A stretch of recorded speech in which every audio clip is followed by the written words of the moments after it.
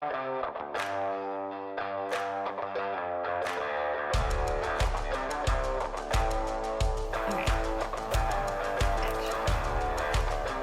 I'm Maya, and this is episode 1 of the People Not Titles podcast. Today I'm here with the host, Steve. Hey, how are you, Maya? Good, how are you? Great. All right. Okay, so now should I just... Hey, so first off, let's just explain what we're doing. So I recorded the first episode of this podcast, which is really centered around people's stories. I'm in the title insurance business, so we cleverly named it People Not Titles. And I'm getting ready to post the podcast, and one of my daughters says, but Dad, why don't you tell them your story so they know who the person is that's actually interviewing these other people. So I said, okay, let's do it. And so I have my third oldest daughter, Maya, that's going to be my social media director for the podcast. And she's agreed to interview me, and I haven't seen the questions, so let's get into it. Okay, are you ready? I'm ready. Okay. So, I thought we'd start by talking about the background that you've chosen for this video, Yes. which we don't actually have behind us, but... Right, and for some of you it's a podcast, and so you won't be able to see it, but you can go to YouTube. Right. You can go to YouTube and check it out. Yeah. Well, maybe you can make it the cover. Okay. You can make it the cover so they can see Yeah. it. So we have the Chicago skyline. Why is that what you wanted to make the background of the first podcast, introducing yourself? So I was born in the city of Chicago, and I've been here ever since. And over my business career, I've met so many amazing people. I'm not saying we're going to limit it to Chicago, but I really want it to be Chicago focused. There's a lot of great Chicago stories, a lot of great people in Chicago that I would love to have them share their story with us. So for now, we're going to go with that theme of Chicago-based, and we'll see if we meet someone really special that isn't in Chicago. Haven't yet. I'm just kidding. But then we'll interview them too. So for right now, Chicago-based. Great. And hence the background in Chicago. All right. So we've talked about the background of the video. Mm-hmm. Now I thought we'd transition to your background. Ooh, that's a good Was that segue. smooth? Yeah. Okay. So give me the early life section of your hypothetical Wikipedia page. What is, how was it, how was your childhood? How was it growing up? Okay, so I was a middle son of, I have an older brother. Middle child. Middle child, yeah. Yeah, middle child, there you go. Yep. So middle child of, and born from immigrant parents that came over from war-torn Serbia, but they're German heritage. Came over in 1955 on an American battleship, and my mom and dad went to Gone with the Wind as their first date, and they got married, and both of them have passed. But I had a great family life. As a young boy, grew up playing soccer, and just rich family times. That's all I have to say about that. That's great. Yeah. And so soccer is still a big part of your life, right? It is. Yes, it is. I'm a soccer coach, We had 3 girls, and then we had our fourth, and the fourth had some soccer aptitude, and so I've been coaching her soccer for 13 years, and it's been amazing, and I just love the game. It's fantastic. So that's awesome. All other sports, just like, my Greek wedding where everything forms up. All other sports were formed out of soccer. I'm convinced of it. Okay. I believe it. We can debate that later. All right. So we talked about this a bit. I know that the kind of basis of this podcast came from the idea that, you met a lot of interesting people in your professional life and throughout your kind of different careers. So can you give like the Spark Notes summary of those careers that you've had and the pathway that you've taken up to now, so that we can get a little bit of, where you've met interesting people and the kind of work that you've been in? Sure. So I graduated high school in 1982 and got a full ride scholarship to go to Western Illinois University and play soccer. And I played there, was captain of the team. 2 years into it, it just wasn't my mojo. And I decided to drop out of college, even though it was all paid for and I had, everything was going great. to really, I didn't really have a vision for my life at that period, at that point in time. But I caught one quickly, realizing that without a college degree, I was going to need to get scrappy. And so I started my career in sales in 1985. And I've been getting my PhD in sales ever since. So I was first recruited into a multi-level marketing organization selling water purifiers. And so I sold my grandfather, I sold my mom, I sold a couple of others. And then I got into the financial services realm and made it to the top 1% of a Fortune 500 company over 10 years, and really learned, cut my teeth on sales there and leadership. And then started my own company, which eventually evolved into one of the largest mortgage banks in Illinois, and had my own title company at the time too. And then was a real estate investor. I had my own pizza shop, bought and sold all kinds of real estate. And so through that time period, I just learned so much about people and still have so many amazing friends and relationships from there. Then during the market crash in 2008, were you born? Yeah, you were born. Yeah, I was born in 2008. Okay, hey, I know, 2004. So when you were 4, oh, 2002. Okay, well, whatever. So I'm kidding. So 2002, but in 2008, when the market crash, I had to reinvent myself. So I went to work for a construction manufacturer of construction goods. It was underfloor heating, and there I learned to sell into the big boxes. I learned to sell into many different large distributors, and really added a whole new professional element to my sales career, and then got recruited by the largest locally owned real estate company to head up their whole title group here in Chicago, and been doing that for 5 years now, meeting attorneys, meeting amazing real estate people, meeting amazing salespeople. And so that's all the people that I hope to put before everyone here so they can tell their story. Awesome. Yeah. So obviously we know a lot about your professional history. Yes. Up until now. So all that's great, but if you could have any career that is not your own, what would you choose? Okay, so people... Any career that you haven't had already. Okay, I get that. So people have said that I had a knack for interviewing people. Mm-hmm. And so I guess I'm choosing that right now. In the sense of kind of stepping into that I'm a curious person. I love to hear people's stories. I'm interested in what makes them tick. And so this is really, I'm not that I'm launching a new career, but I'm just focusing that passion and energy in this direction right now. Yeah. Awesome.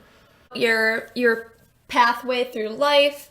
So let's kind of start back to, dropping out of college. So what's that like? Don't do it. Well, what was that like? What was your plan at that point? What was it looking like for you heading home, having to create a plan for yourself? Well, so I remember that, so first off, the big problem was that I didn't even create a plan going into college, right? I was recruited. I had several different offers to play a couple different sports. And I went to Western Illinois and I never saw the campus. And when I got there, I had fun playing soccer, but I really didn't know what I wanted to do, what I wanted to become. And so if there was any lesson out of that, it is hard to start something and do well at it if you don't know where the end is or what success looks like. Mm-hmm. And so I just didn't know what success looked like. So I remember about after the second soccer season, I remember riding with my dad in the car and just saying, "Hey, Dad, I don't want to go to college anymore." And my dad was the kind of guy that, he was a tool and die maker. He was proud of the fact that I was going to college, but I think he was happy that I was going to come home. And I think that he really expected me to join him in his mold making business. And I didn't want to do that. After about 3 months, I realized I got into my dad's shop and I thought, there's no way that I'm going to stand inside a machine shop. It's just not me. I wanted to get out there. I wanted to talk to people. I wanted to be a business person. So then I started working for a freight forwarding company, and I realized there I really wanted to have incentive and create my own destiny. and I didn't want any limit on my income, and I didn't want to limit on my opportunity. And that's when I really thought, wow, I think I want to get into sales. And once I got into sales, I realized this is who I am and this is who I want to be. So sales and sales leadership, really. So I know Mom always says that, I mean, there's a million different careers that she believes you could have had. Right. Maybe But she comedian. always, yeah, comedian, soccer star, football player, Right. Which is all probably true. Yeah. But So many talents. so many, just Yes. wow.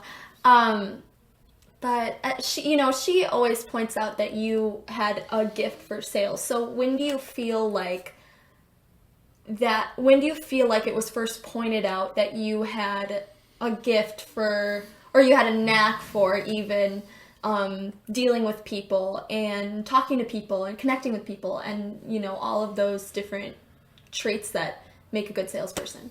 Well, it's interesting that, there studies have shown that whether you're an introvert or whether you're an extrovert, it doesn't help you in sales at all.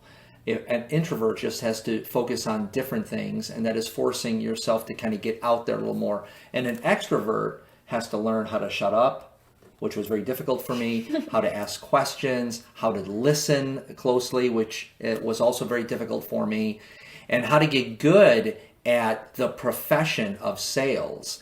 Because really, I had a personality that was extroverted, that was gregarious, that was friendly, but that doesn't convert to income, and I realized that really quick in sales. My first year in sales, I think I made $9,000 a year, and I was married, and so that didn't work out so well, and it took me a long time to get good at the profession of sales, because being extroverted and having a personality that is maybe good for sales is much different than actually being good at sales. So I had to distinguish between the two and had to slow down and really learn how to be a good salesperson and then a good sales manager and a good leader. So once you broke over that line of going from being just an extrovert, a guy who can talk, to being someone who's really nailed down the craft, sort of, what did that transition look like, and what was the success that followed that?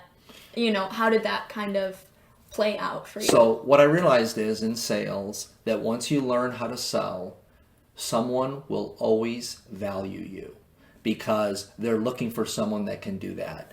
And I remember I had left the financial services field, and I wondered, wow, was I just good at that one field? And I remember sitting in my mortgage company.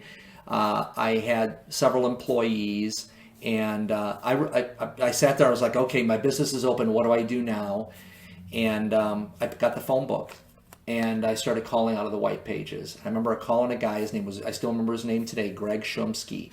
I called Greg Shumsky, and I said, Greg, if you could lower your interest rate, would you be interested? And this is the day of the no, do not call list and all that. And he invited me over to his home, and we did a mortgage, and I made money. And that was an amazing experience for me, that I knew that I could take a name out of a phone book and convert it to income and revenue and food on the table. And so that was powerful. And so since then, it's always been a passion of mine to be able, it's not just about being good at communicating things, it's really, sales is about getting good at having someone say yes, so to your product or service. Yeah. All right.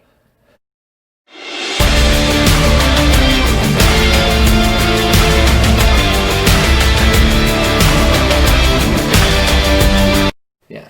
Okay, so 2008, before I was born, Very funny. You lose your company. Yeah. So tell me about that. Well, so we were really rolling. I had 105 employees, 105 salespeople, maybe 50 full-time employees beyond that, 8 or 9 different locations at the time, and the market turns. And I kept waiting for it to turn around and turn around and turn around, but it never did. And so that was a real blow to the ego. It was a scary time of not being able to feed my family in a way. We never missed a meal. I'm so grateful for that. But it was just, I thought that I was almost done with my building of my business and thought I'm just going to kind of ride it out. And I realized that I had to start over. So that was a real humbling time. But and I learned some amazing lessons that I never would have learned if I wouldn't have taken that road. I would never have chosen that road. But I'm glad I went down it from the standpoint of who I became coming out of it. Mm-hmm. So I know this isn't really a question, but I do have to say, I remember being at that mortgage company. Right. And, kind of running around, which, and all of the employees there were so patient with me. I can only imagine bothering them. And, but I just remember, obviously I was 6. I didn't know what was going on. But I never remember thinking like, wow, there's an air of like stress or, any panic here. Yeah. And I never saw you angry or frustrated and I'm sure you had all those feelings. I can only imagine what that was, but I just remember the way that you treated people was really like a model citizen. So anyway, I don't know if you want to cut that out. No, let's keep that in there. I'm telling you what. No, so here's what I would say. Here's what I remember. Everyone was hurting. Everyone was scared. I was the leader. I remember we used to have, it's such a stupid name, but we called it, it was either men meet and some, whatever. It was 3 M's. But I literally bought meat and we stood on an open grill on our property, and I made food for all the realtors and all the attorneys and whoever that would come on that Friday. And we had 30, 40, or 50 people that were all standing in our driveway just sharing a meal together while our worlds were literally swirling down the toilet. Cool. Yeah, so I appreciate that, and I'm glad. And I feel like it was like landing the plane that had no engines running as well as you could during that period of time. So I appreciate you remembering that, Maya. Well, yeah, from a 6-year-old's perspective, you handled it with grace. So anyway, that's something I thought I'd point out. So then after that, you moved into the, what did you call it? Big box. Yeah, so I started with a company called Thermosoft, and they sold underfloor. Oh, we're throwing names out. Yeah, I wasn't sure if I was able to. Why not? Thermosoft.com, go there, floor heating. My little brother still works there. Yeah, and a couple of cool stories from there is that, I got there, the owner of the company who I did several mortgages for recruited me and said, Steve, I don't know what I want you to do, but I want you to be here. And so I spent a couple of months in his company, and I started listening to the phone calls of their salespeople. And my heart dropped to my chest as I started listening to these phone calls, because I knew that they were leaving money on the table. I was listening how these salespeople were handling the calls, and I called in the CEO and I said, hey, listen, you got to listen to these phone calls. And he starts listening to the phone calls, and he's like, oh my gosh. So that was a Friday.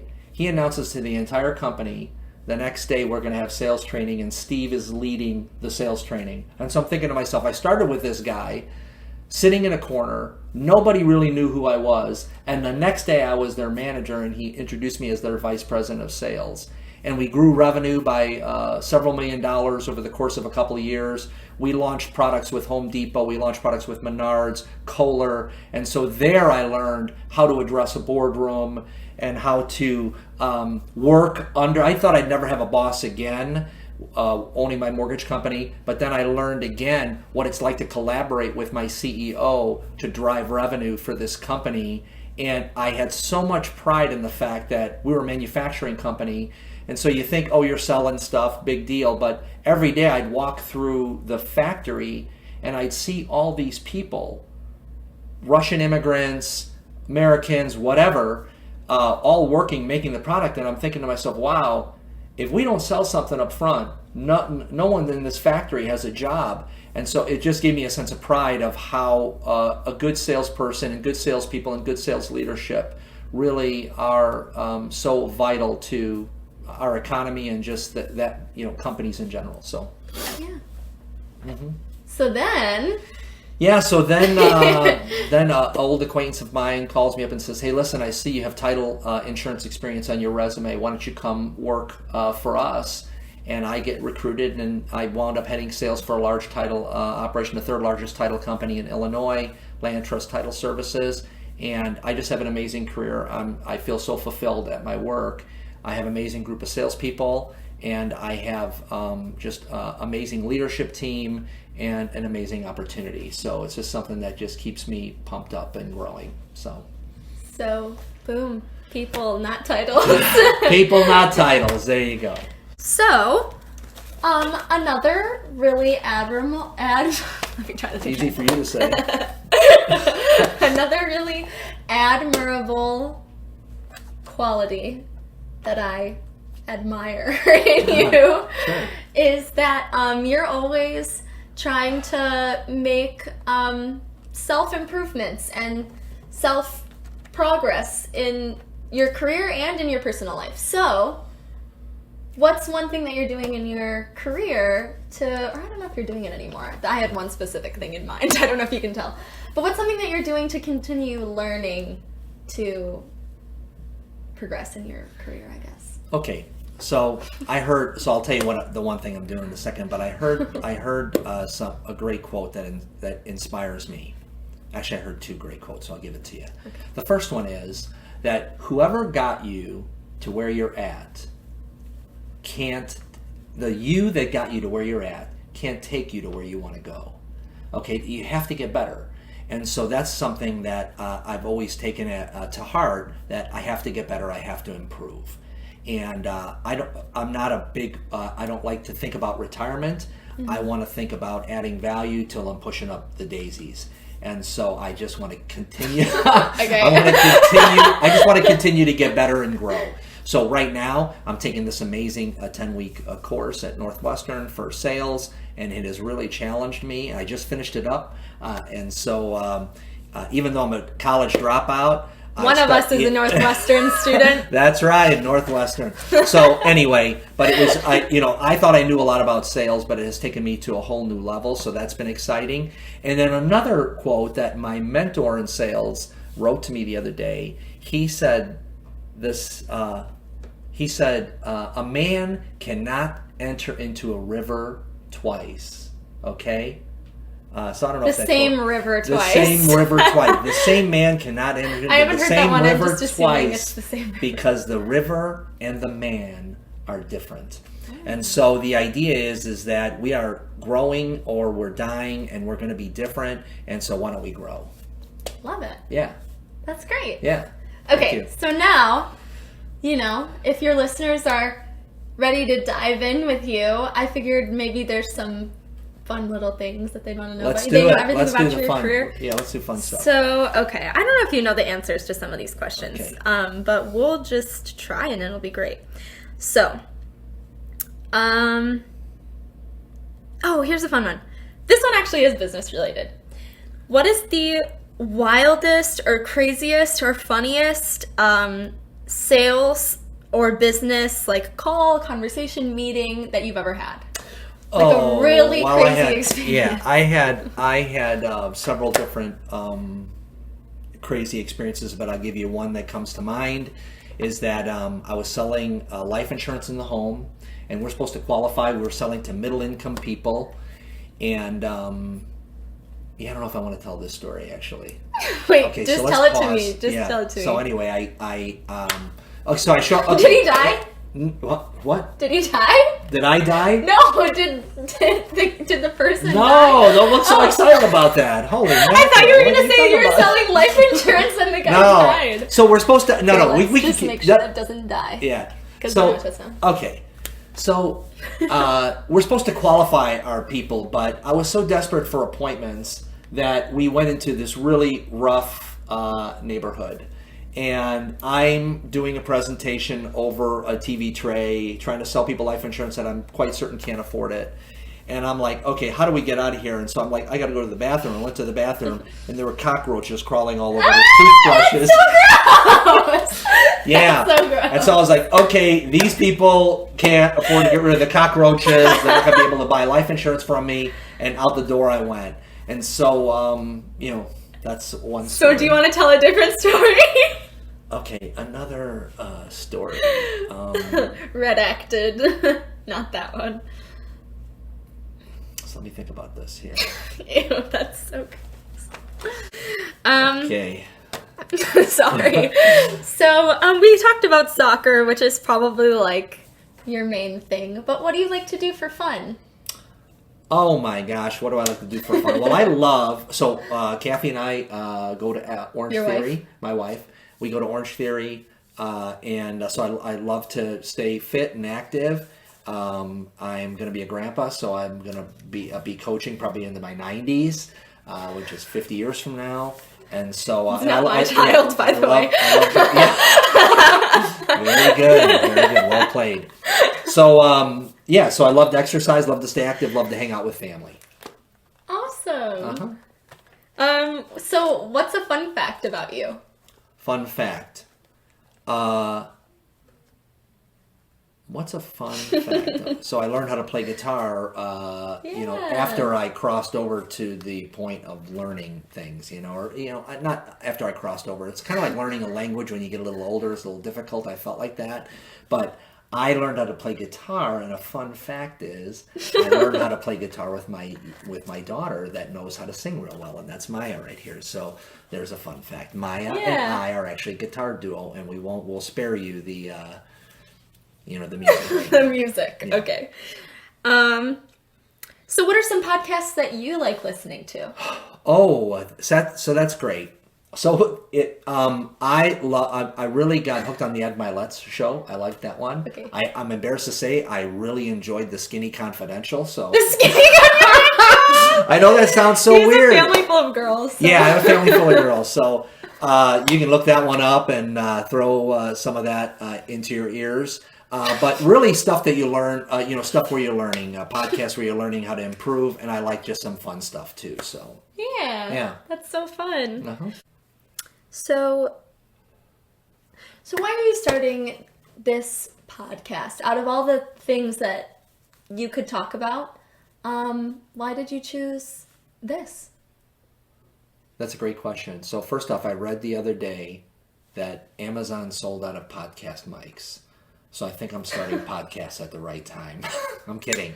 And so I was like, why does the world need another podcast, right? Mm-hmm. And so here's what I'd say to that.